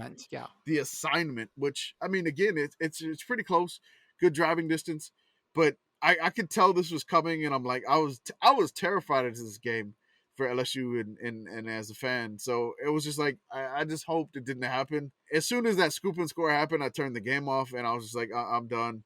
And they just kept going, and A&M just kept pounding. Like, they couldn't stop. It was just like one-on-one, man-to-man matchups, and nobody on LSU won a man-to-man matchup. It was just so weird. It was so weird. And, I mean, Brian Kelly at the end just looking sad. And that he was all LSU fans in that moment. He was just like, I don't know what happened. Through all the colors. Yes. Because there was at one point where he was matching the purple on the uniforms. He got real shouty sometimes too. There was chances that LSU had in the first half. Like they could have had a touchdown pass. They drop it. They have to settle for a field goal. LSU just like basically hurt themselves a ton. And then the A&M's confidence just kept growing throughout the game. If LSU could have like maybe taken a lead in the game, which they never had one at all. They just could only match A&M. If LSU maybe got a lead or something, maybe A&M would have backed down a little bit, but no, not at all. Hey, Commish, tell me about the Houston Cougar roller coaster. I need the sound effect here, Beth. Woo! Whee! The Cougar I'll add a crash sound here too. Seriously, I don't know ever, no idea what to expect from Houston. And I Was tweeted this what West Virginia football was like under Dana Holgorsen all the time? Was it this Yes. chaotic? Oh yeah. Oh, Jesus Christ. Yeah. I mean, people remember the 70-33 Clemson game. Yeah. They don't remember that game, like, that West Virginia was losing that game until the very end of the first half. this game, I just don't have any explanation for Houston at all. It makes no sense. None. Which again, they beat East Carolina like 42-3, which nobody saw that coming. Nobody saw this coming. So Houston, first drive, missed field goal. Okay, they stop Tulsa on the first drive. They take the punt to the house. They're up 7-0. I'm like, all right, the Cougars got this one. Tulsa gets a field goal. And then Houston was like, fine, touchdown, 14-3 Houston. Tulsa gets a field goal. It's 14-6, whatever. They're taking care of Tulsa. Houston gets a field goal. 17-6. Touchdown Tulsa. 13-17. You're like, okay, maybe what's going on here? Houston's up 24-13. Then Tulsa gets a touchdown. So it's 24-20 at halftime. You're like, what is going on? Why can't you stop Tulsa? Tulsa's like 4-8 or 4-7. This is crazy. Like, you just shut down a bowl eligible, going to a bowl, East Carolina, at East Carolina. You're at home against Tulsa. Okay? This makes no sense. Tulsa gets the ball out of the half. They take the lead. It's 27-24. Tulsa. Houston ties it up 27-27. This is the fun part for what Houston does on their next drives in this situation.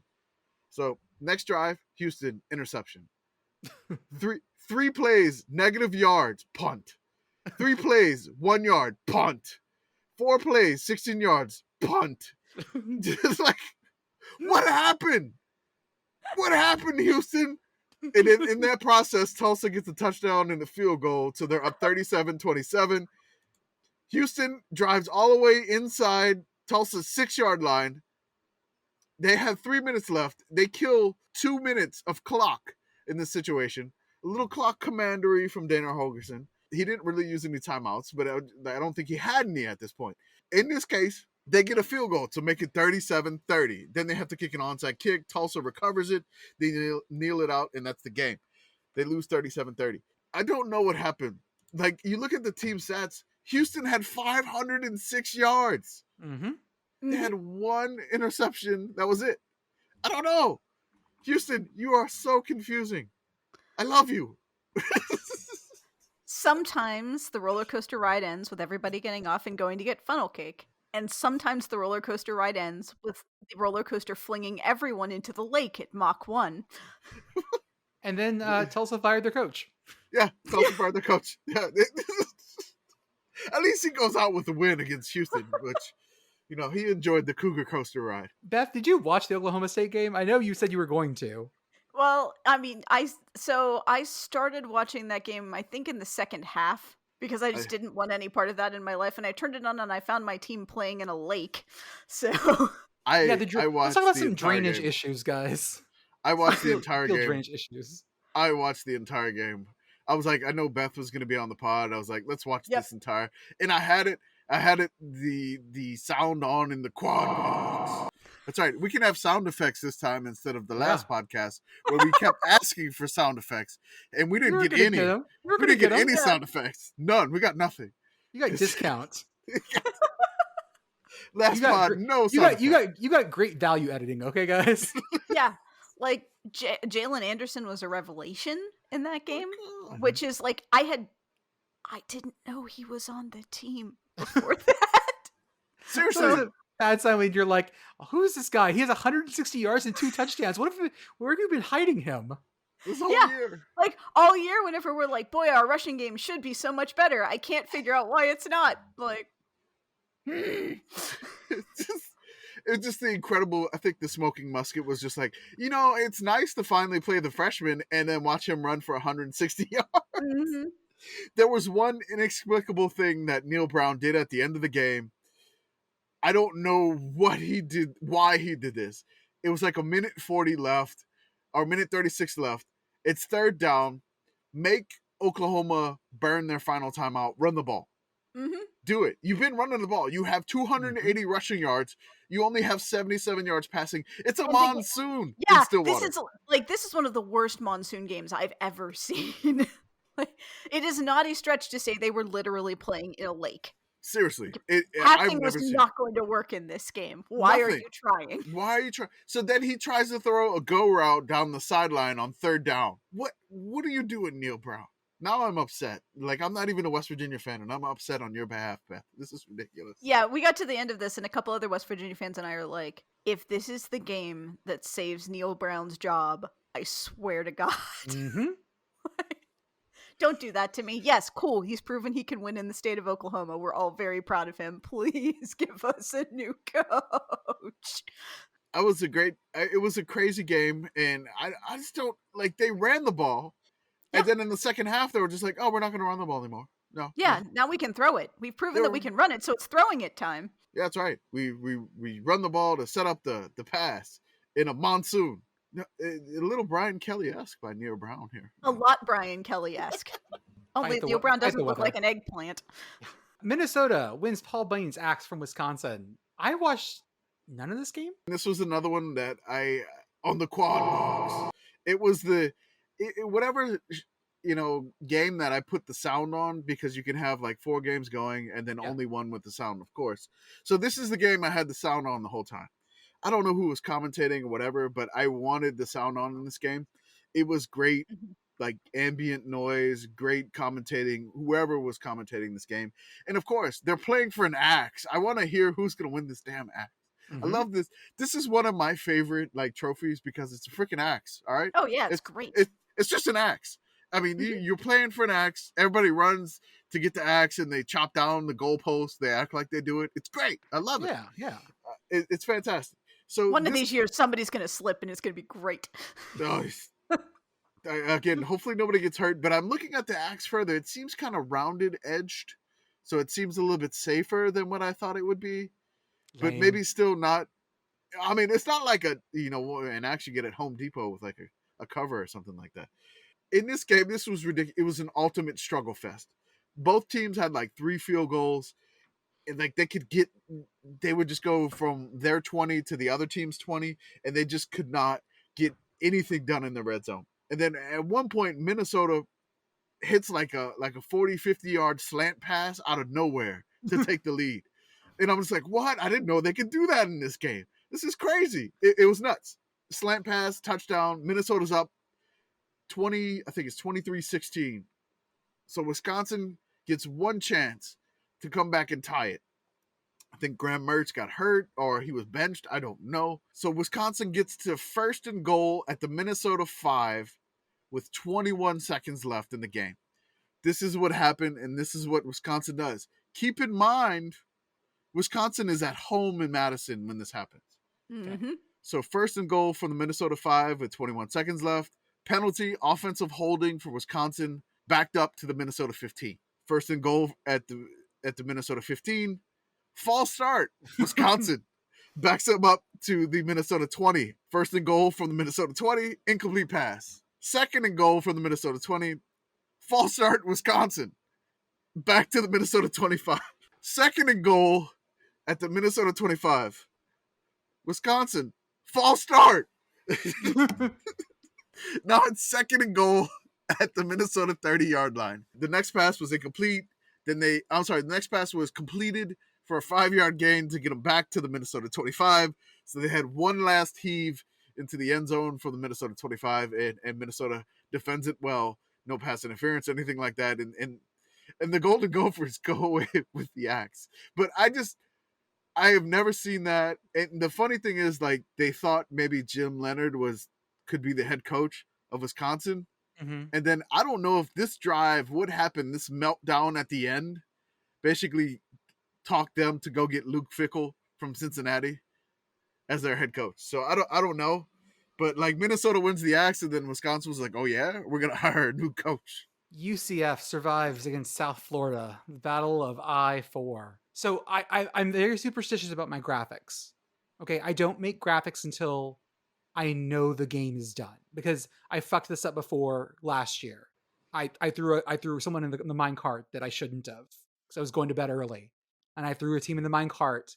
I remember posting it to you, being like, whatever. When it's done, whatever. I'm gonna go to bed, and I fucked it up, and so I don't do that anymore. And so I found out that if USF won this game, the American Circle would be completed. I had all the math worked out already. I had the circle completed, but I didn't make the graphic yet. And USF was up, and they were winning, and it was big. They were storming back, and UCF makes a catch that I still think is one of the most bullshit calls I've seen all season, because his knee was fucking out of bounds, and I don't give a shit what we talk about his foot. But I know Commish was watching this too, because he and I were both going back and like we were both having a moment on this one. We had Tim in the Discord too, who is a USF fan, and he lives in Tampa. I'm not gonna, I guess, ID him here in this situation. So he goes and he's like, "There's no way that this is a catch," and I'm like, "No, there's no way."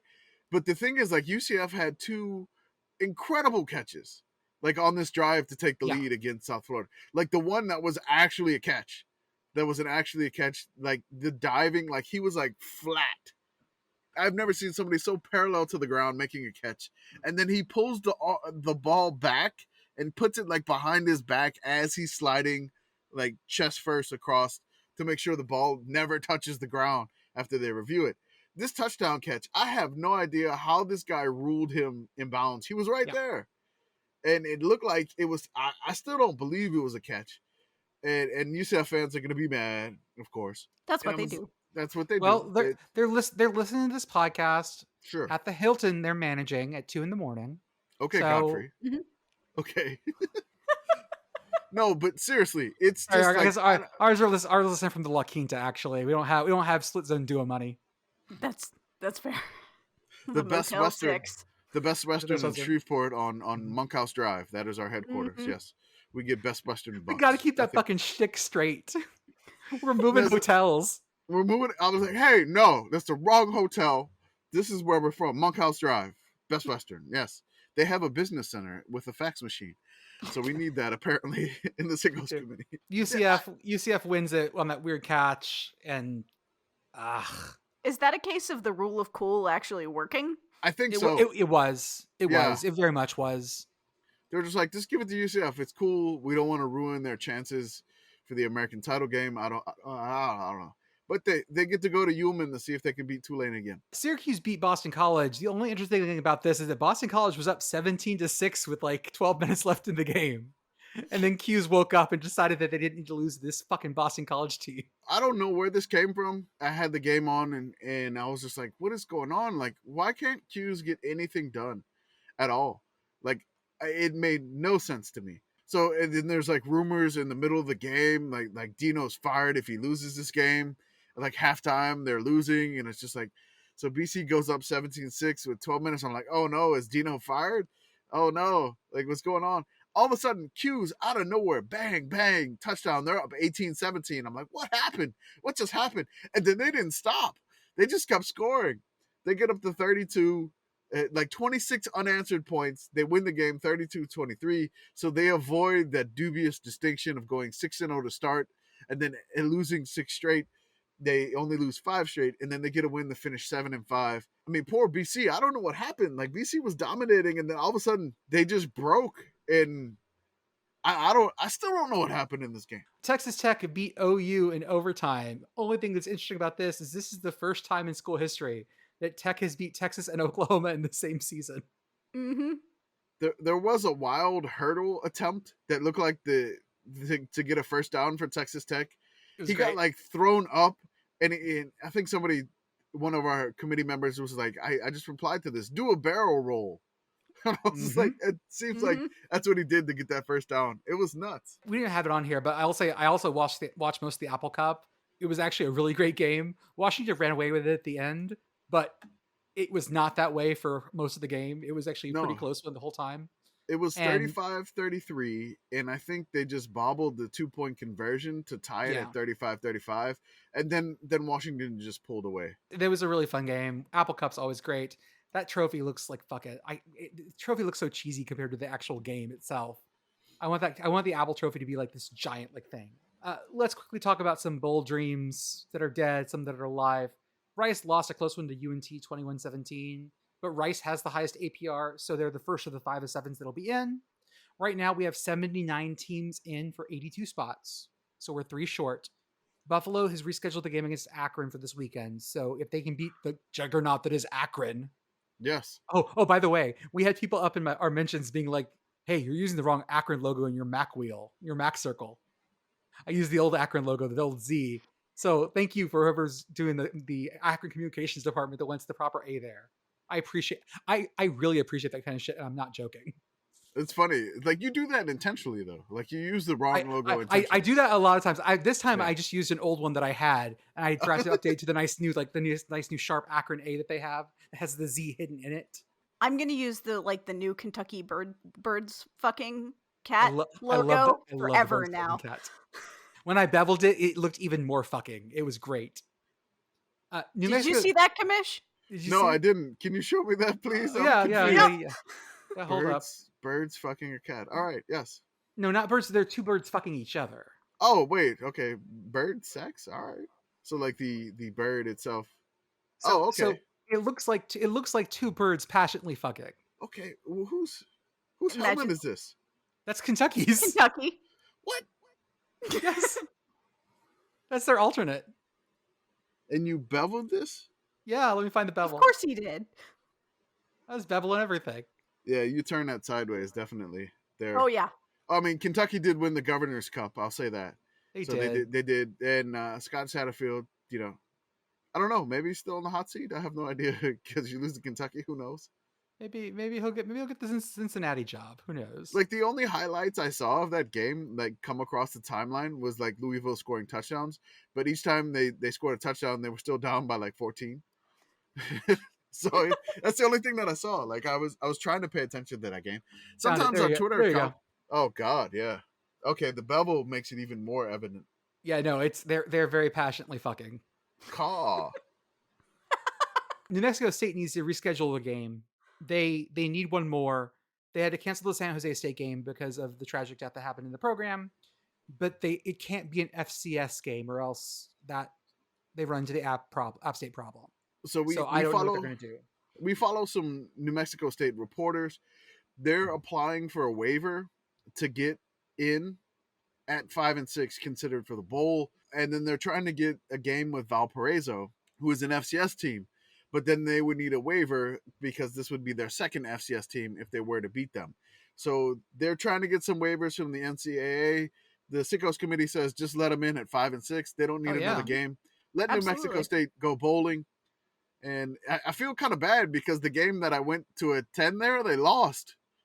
I know. But then ever since I left, they've, again, we graced them with the presence, and then they've just been winning after that. I don't know. It's a good trade-off, I guess. But hopefully they can get a bowl game there. UNLV has really good APR. Who knew? So Rice is number 1 and UNLV is number 2. Of the teams that are 5 and 7, yeah. Yes, with the APR, which is apparently A&M, which I tweeted that A&M was probably going to get a bowl at 5 and 7. Apparently they're 75th in APR. So they're way down there. They are very low. Which I don't know if 75th is accurate. Please, Aggies, don't yell at me. Yeah, so the last couple of teams that were over the line this weekend were UAB, Miami of Ohio, Missouri, who beat Arkansas to get bowl eligible. That was a wild game. That was a wild game. Mizzou like won 29-27. It was nuts. So Mizzou and Arkansas both 6 and 6. That's so weird. Then we also had Georgia Southern with their big win over App, and then unfortunately the Raging Cajuns just slid over the line. Well, I mean, they had to play Texas State at Texas State, who Texas State just fired their coach. Pouring out for Jake Spavital. Pouring out for Jake. But yeah, I had the game on in one of the quad box, just trying to see if Texas State could muster anything, and they just couldn't. They couldn't put up much of a fight against the Cajuns. And I mean, really, the Cajuns, if you think about it, last year they were like 13-1, and this year they're only 6-6. So, and then ULM did beat them. So whatever, Cajuns, whatever. If you had to guess, and maybe I'm looking at the wrong thing here, but I'm going to say the same ways. If you had to guess what the top FBS school for multi-year APR is, what would you guess? Not of the 5 and 7 teams, just like of any team. Stanford. You think that, wouldn't you? I would say APR. I feel like it's going to be an East Coast school. I don't know. I'm going to say Rutgers. It is, but it's Clemson. Oh, what?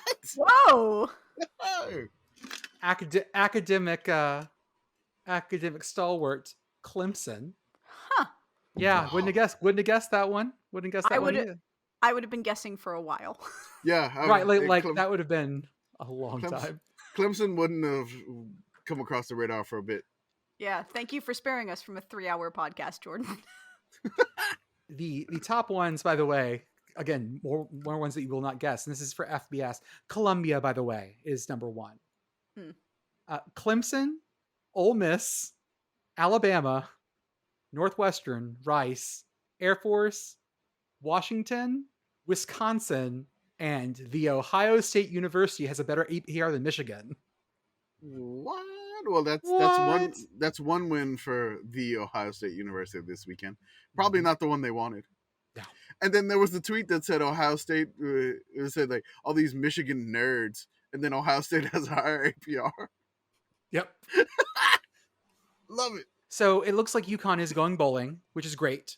Woo! And it looks like we're going to get at least 1, if not 2, 5 and 7 teams in there. And I swear to God, I'm not a heavy-handed blocker on our account because I like people. But the first people who I hear being like, we got too many bowl games, we shouldn't have 5, 7, 6, and 6 teams, I will block your ass. That is not what we do here, assholes. We love bowl games. We want more bowl games. Let 4 and 7 teams into bowls. I don't care. This is fun.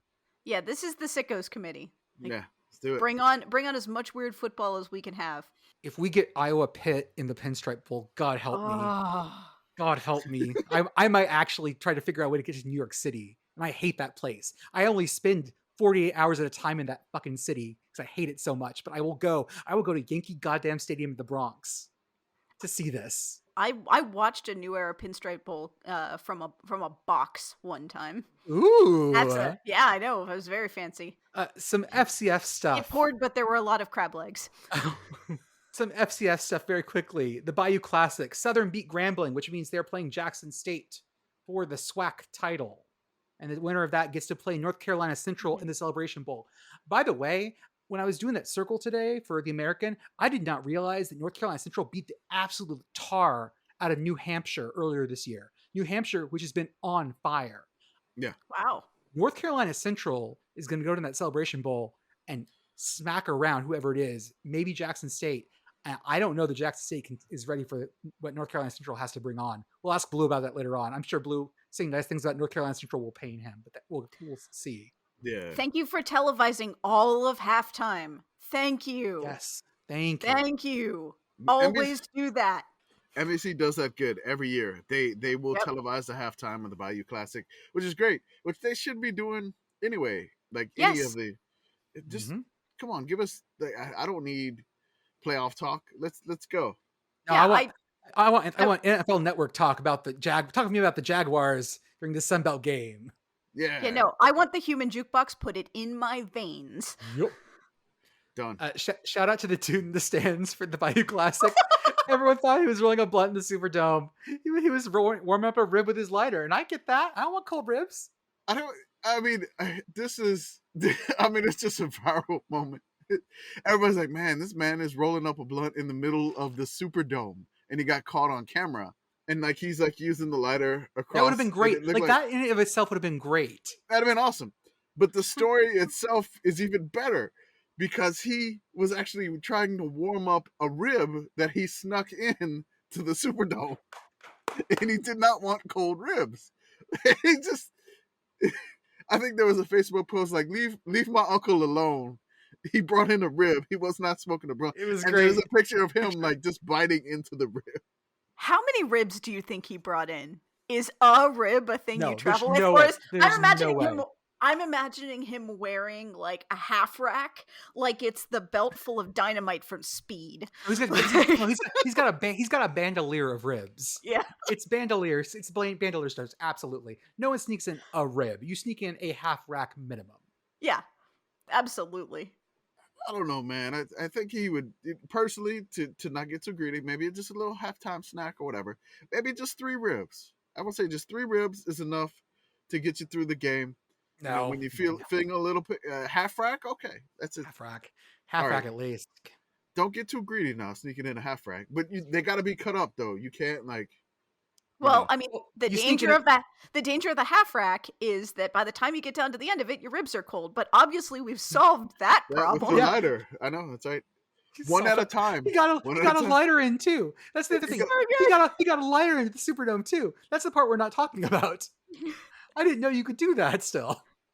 Man, Louisiana Superdome security, not necessarily the best known to man. I'll just say that. We're a little lax in New Orleans. I'll just say that. We really don't. I mean, there's flasks, there's ribs apparently you can sneak in. So they're going to be patting down people for ribs apparently in the future now. Some more FCS playoff action. A game that was a really great game and ended up not going the way I think we were hoping. Southeastern Louisiana 45, Idaho 42. Idaho takes the trip to Hammond, Louisiana, and loses it in a shootout. I hope the $5 daiquiris made it feel better. Yeah, that was a great game. It was tough for the Vandals. Like I don't know, like they were in control, and then all of a sudden, Southeast Louisiana, the Lions just kept going back and forth, and then it was like 31-21, and again, Idaho takes a kick to the house. This was just an incredibly entertaining game. I'm sorry. The Lions, I believe we call them the daiquiri cats around here. Okay, but it's one of those things like you must call us by this name. Don't call us by that name. Oh yeah, because I can't call them by Sela because I can't remember what they go by SLU now. Yes, SLU. They prefer SLU, yeah. Okay, SLU, Sela, whatever. Yes. And then UNH 52, Fordham 42. The Fordham all gas no brakes finally hit a team with even more gas and no brakes. UNH absolutely. I mean, this again was a complete track meet, and this is the one when I finally connected that North Carolina Central had beaten this UNH team earlier this year. That's going to be spicy. I think UNH is playing Holy Cross next week, if I remember correctly. They are. And that's going to be so good. Should be fun. Who are our clock commanders of the week? We have a lot of nominees. There's a few here. So Lane Kiffin submitted a Thanksgiving performance for the ages. They go all the way down, and basically they have a 2-point conversion for the tie. Ole Miss has all their timeouts left in this situation. There's like a minute, 30 some odd seconds remaining. Plenty of time to get the ball back. They needed 8 points the whole way. So you think they would already have a 2-point conversion play called, ready to go, because they have to get the 2 to tie. Mm-hmm. So Lane Kiffin takes a timeout on the first 2-point conversion attempt. Like, okay, maybe they lined up the wrong formation and didn't have the right personnel. I don't know what happened. No idea what happened here. Then they go set up again. They call a second timeout. Oh, why? God. Oh, Lane, what happened there? What happened? So 2 timeouts burnt on a 2-point conversion. Now this makes the 2-point conversion do or die. And they died, unfortunately, on the 2-point conversion. Mm-hmm. They did not get the onside kick. Mississippi State was able to run out the clock and then lost the Egg Bowl. And that led into the Auburn. You can have him, Lane Kiffin, Twitter tweets. That's the number one is Lane Kiffin. Who do we got next? All right, so we have BYU coach Kalani Sitake. Stanford got a first down. I forgot this game existed. BYU played Stanford, by the way. Yes, BYU played Stanford. They won 35-26. I'll say alternate tree. Yes, with alternate tree, with angry eyebrows tree. I don't know who was tweeting about the alternate tree. I have no idea who was tweeting about that. That was me. That was you. Okay, so I had no idea. Okay, I didn't know anybody else was up with me at that point. But okay, so like Stanford gets a first down. There's 1 second left in the half, but they don't have any timeouts left. So for some odd reason, BYU calls a timeout with 1 second left. I don't know why he did that. He called a timeout. It allowed Stanford to kick a 54-yard field goal to go into the half, and they make it. Just very, very weird situation. I don't know what that was for. I don't know. Maybe he felt bad for Stanford. I don't know. So the head coach of Washington, Kalen DeBoer, who is a possible coach of the year candidate here in this situation. It's the first quarter. It's the first drive. Timeout on 3rd and 3. 3rd and 3 at the Washington 32. They call it timeout. Complete. Washington gets the first down. Washington gets another first down. 2nd and 8. Washington gets another first down. They're on Washington State's 35-yard line. 9 minutes remain in the first quarter. Another timeout taken. I don't know what happened. It was 1st and 10, and they called a timeout. So I don't know if it was a delay of game issue that you didn't want to back up. But, I mean, they were down 3-0 at the time to the Cougars. So I have no idea what that was. But blowing two timeouts in the first half on your first drive. Never really seen that. Kalen DeBoer, that was quite interesting. And lastly, Oklahoma coach Brent Venables, when icing the kicker goes wrong. Oklahoma blocks a tying Texas Tech field goal attempt. But wait, Brent Venables called a timeout to ice the kicker. God. After the ice, Texas Tech makes the kick and sends the game in the overtime, and then the Red Raiders win in an OT. So Brent Venables, icing the kicker? Maybe not. It feels like it's got to be Brent or it's got to be Lane, and I don't know which one. I don't know which one's worse. So the thing about Lane is that we don't know if he could have won that game. Like that would have been, a last grasp attempt. Brent really fucked it up. Yeah, that hurts. Like, honestly, like, we just blocked the kick, but oh no, I called a timeout, so now we got to do it all over again. Yeah. That, like, you just won the game. That hurts. When you're saying I have decided to lose through clock management, oof. Yeah. Lane still had an onside kick to go, I guess, and they almost made the 2-point conversion, but the fantastic read by the D lineman of Mississippi State to he fucking read like a pass. book. He read that shovel pass. I don't know, and like just swatted it down, but the shovel pass was there. So I don't know. I kind of want to have a dual clock commander of the week, but we'll call it dual. Lane and Brent. Got it. Congratulations. The co-clock commanders of the week. I think that's all we got for this time. I want to say, please vote in our final poll. It should be up by the time you hear this. In fact, it's up at the time we're recording this.